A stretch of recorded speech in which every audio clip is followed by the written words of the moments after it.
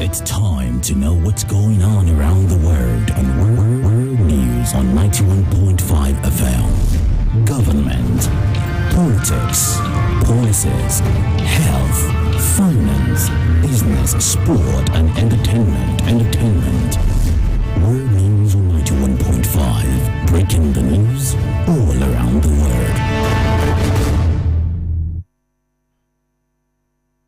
From 91.5 Equity FM, it's 3 minutes past midday.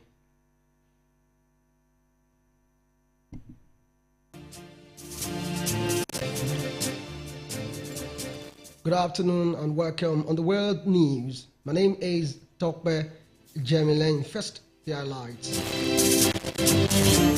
Buhari's body leaves London for Nigeria as National Assembly suspends plenary to honor Buhari. Rapid support forces attack claims over 300 in Sudan. Trump gives Russia ultimatum to end war with Ukraine. The remains of former President Muhammadu Buhari have departed London this morning for Nigeria ahead of a state burial. His body was conveyed on the Nigerian Air Force aircraft with burial scheduled for 2 in the afternoon in his hometown of Daura, Katsina State. Vice President Kashim Shettima is leading a federal government delegation to finalize repatriation arrangements. The Minister of Information and National Orientation, Mohammed Idris, said that President Bola Tinubu would personally receive the body of the late leader in Katsina. He noted that upon arrival, a brief ceremony will be held at the airport, after which the remains will proceed to Daura for interment. The minister added that President Tinubu has directed 25 members of the Federal Executive Council to attend the full schedule of burial rites in Katsina and remain for the third-day prayers in Daura tomorrow. Meanwhile, the presidency has postponed the Special Executive Council meeting originally scheduled for today in honor of the late former Nigerian leader. The decision was announced by the Special Advisor to the President on Information and Strategy, Bayo Ononuga, citing the coincidence of the funeral slated for today. And the federal government has unveiled the official program of events for the state burial of former President Muhammadu Buhari. President Bola Tinubu has constituted an interministerial committee to coordinate the burial arrangements. The committee, headed by Senator George Akume, will work closely with the Katsina state government and the burial Buhari family to ensure a dignified and seamless program. It includes key ministers, security chiefs, and presidential aides. To honor the late President, Tinubu earlier declared 7 days of national mourning, which began on Sunday. In addition, today has been declared a public holiday in honor of the departed leader. Also, the National Assembly has suspended all legislative activities to honor former President Muhammadu Buhari, who died on Sunday in London at the age of 82. Plenary sessions and related activities were suspended until July 22nd. Lawmakers were encouraged to attend Buhari's burial rites. The Assembly extended condolences to President Bola Tinubu, Buhari's family, Katsina state government, and all Nigerians. In the meantime, former head of state, retired General Absalami Abubakar, revealed that he and former President Muhammadu Buhari were admitted to the same hospital in London shortly before Buhari's death. In an interview, Abubakar said he had only just been discharged when he was informed of Buhari's passing. Nigerians have received the death of the immediate past president of the country, the late Muhammadu Buhari, with mixed reactions. The people made their position known during an interview with the BSCS crew in Ado-Ekiti. BSCS reporter Olushola Thomas has the report.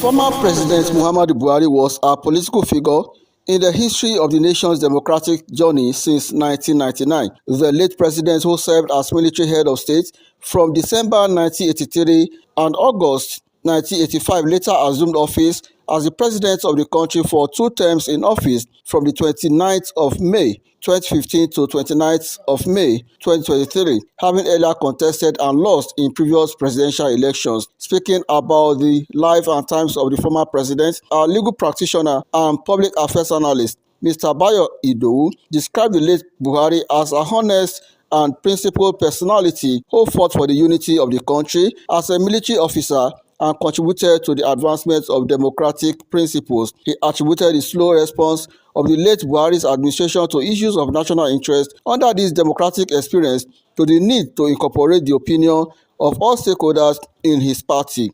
He was a fulfilled man. He was a man full of integrity. You can allege him of anything, but you can't allege him of corruption. Though he ruled with iron-fisted hands between 1983, January 1984 to 1985, when he was ousted by his classmate and friend.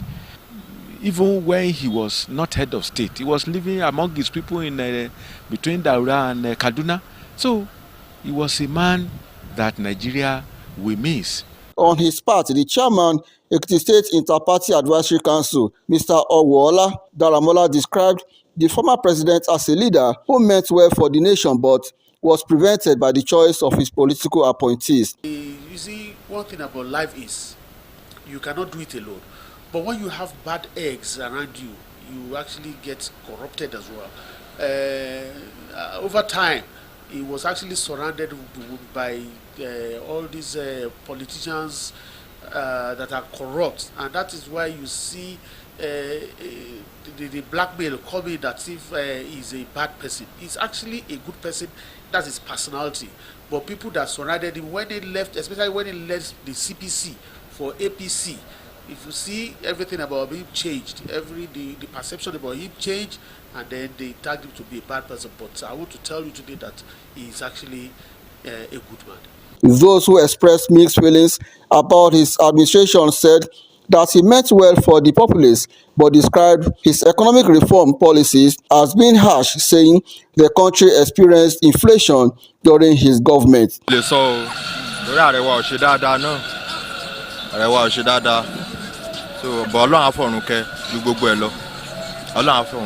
The late President Muhammadu Buhari's administration introduced and institutionalized policies such as Empower, Trader Money, and the Conditional Cash Transfer Scheme for millions of vulnerable Nigerians as measures to reduce poverty in the country. The administration also contributed to the political inclusion and historical redress with the signing of the Not Too Young to Run Act in 2018, removing age restrictions that had previously limited youth participation in electoral politics, and declared June 12 as Nigeria's New Democracy Day in honor of the late Chief Moshood Abiola.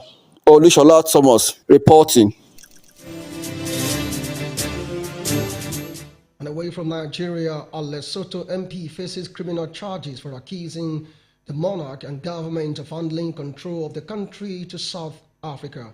Dr. Shepo Lepolo is also charged with violating the royal family's dignity by declaring himself chief ruler. Lepolo, who appeared in court for bail, has previously called for parts of South Africa to be declared Lesotho's territory. About 300 people have been killed in fresh violence in Sudan's North Kordofan state. Emergency lawyers say the Rapid Support Forces attacked villages near Bara City, killing over 200 in Shang Anon alone. 46 people, including pregnant women and children, were also killed in Elad Hamid. Al-Shabaab insurgents have seized Todo town in Somalia's central Iran region. A military officials say the town fell after Al-Shabaab drove out government-allied clan fighters. About 12,500 families have fled Todo and nearby Mukokori, which Al-Shabaab captured last week. Foreign ministers from Egypt and Israel have joined EU officials in Brussels for the EU Southern Neighborhood Ministerial Meeting. Israeli Foreign Minister Gordon Shah, who said the Middle East conflict-dominated talks, accused Hamas of blocking humanitarian aid to civilians to control it as a financial resource. China's economy has beaten expectations despite U.S. tariffs and property crisis. Official figures showed it grew by 5.2% in the second quarter, slightly above forecast but lower than the previous quarter. Beijing said the economy was still pressured and made steady improvement due to support measures and a fragile trade truce with the U.S.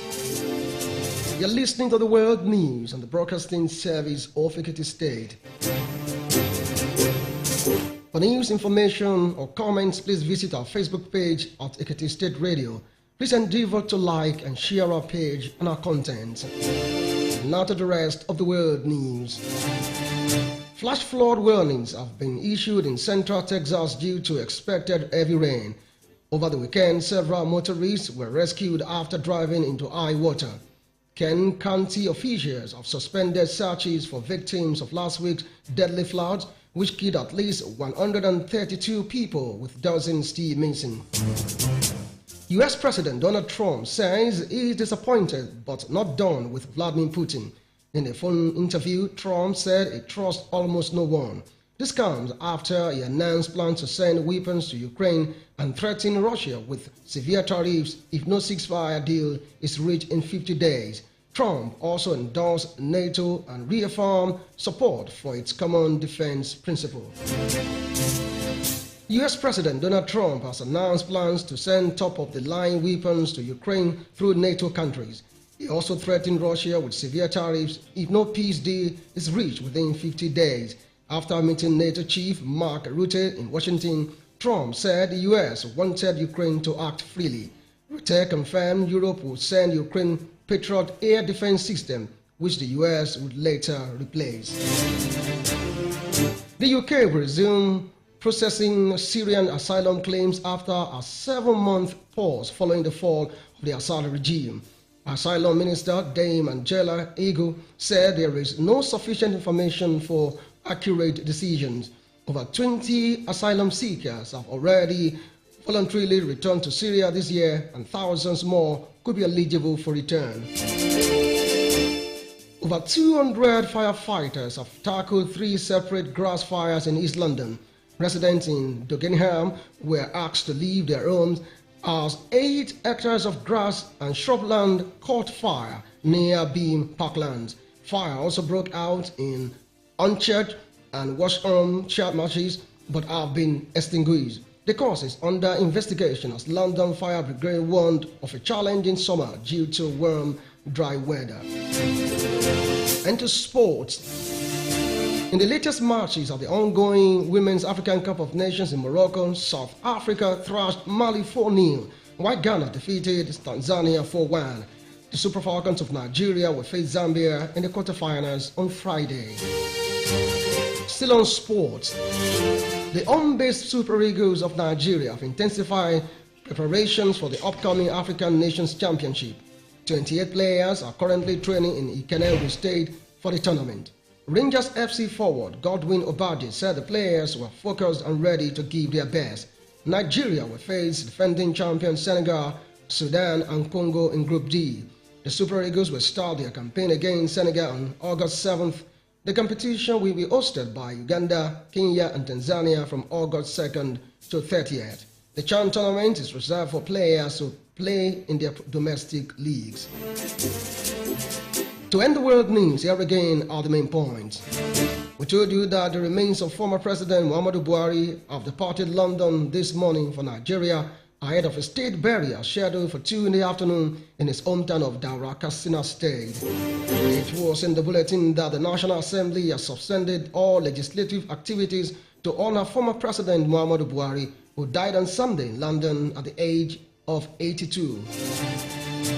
He also heard that about 300 people have been killed in fresh attack by the Rapid Support Forces in Sudan's North Kordofan state. And lastly, on the world news, we told you that US President Donald Trump has given Russia 50 days to end war with Ukraine or risk sanctions. And before we go, we'd like to tell you to stop unfair practices and make life easier for everyone. And that's the size of the world news as put together by the production team and edited by Kelechi David. My name is Tokpe Jemilane. Thank you for your attention. Have a great afternoon. Bye.